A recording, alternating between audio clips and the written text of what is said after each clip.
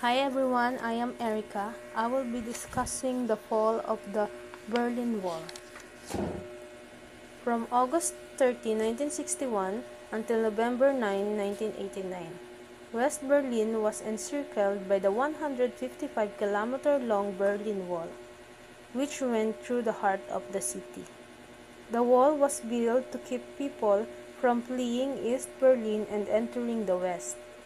The wall was expanded into a sophisticated, multi-layered system of barriers in 1961, when the SED started to build new barriers along the border. The border strip was known as the Death Street in the West because so many people lost their lives trying to cross it. The wall, which the SED had been using to hold onto power in the GDR for so long, collapsed in 1989. The tyranny was finally overthrown with the collapse of the wall. The construction of the Berlin Wall began on August 30, 1961, by the East German government to prevent citizens from fleeing to the West. Families were torn apart, and communities were divided by this imposing structure. It became a physical manifestation of the ideological divide between communism and democracy. The SED sealed West Berlin borders with barbed wire and walls to stabilize power and document sovereignty. However, efforts to perfect border fortification continued until 1989, unable to stop mass exodus, escape attempts, and tragedies. Despite the risk involved, many East Berliners attempted daring escapes over or under the wall in search of freedom. Tragically, some were shot and killed by border guards in their pursuit of liberty. These incidents further fueled resentments and desire to reunification among the people.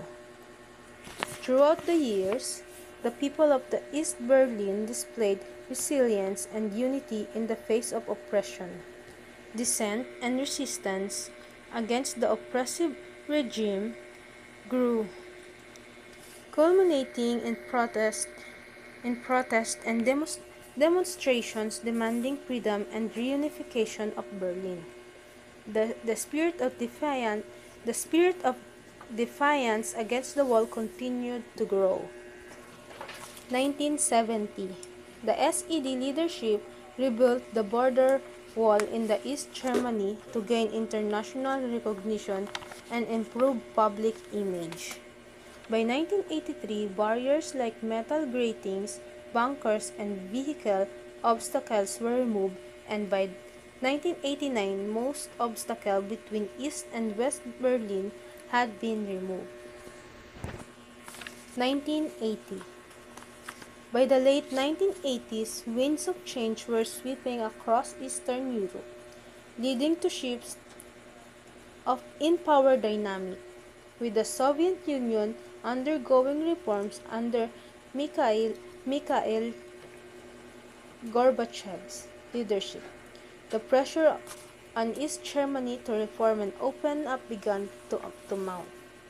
Citizens were becoming increasingly vocal in their calls for change, and the days of the Berlin Wall seems numbered. The fall of the Berlin Wall in 1989. In 1975, the Soviet Union (SED) agreed to rights of people to move freely and travel, leading to an opposition movement and shift towards the West. This led to the dismantling and the Iron Curtain in 1989, with Hungary dismantling its border fence, and the fall of the wall.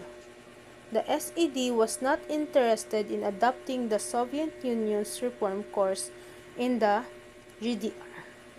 but the growing protest movement and migration were led to the end of the dictatorship in 1989. The fall of the wall led to the collapse of the GDR. On November 9, 1989, following a mistaken announcement by an East German official, the gates of the Berlin Wall were opened. Throngs of people flooded through the checkpoints, embracing each other in jubilation. The symbolic act of tearing down the wall began as people chipped away at the physical barrier that had divided them for decades. November 10, 1989, East and West Germans demolished the wall and create openings at various checkpoints. November 11, 1989, West Berlin Mayor Walter Momper walks through the newly opened Brandenburg Gate with East Berlin Mayor Thomas Kruger, symbolizing unification. December 22, 1989, West German Chancellor Helmut Kohl presented a 10-point plan aimed at making East and West Germany reunification a reality. October 3, 1990, the official reunification of Germany takes place, with East Germany officially become part of the Federal Republic of the Germany. Thank you.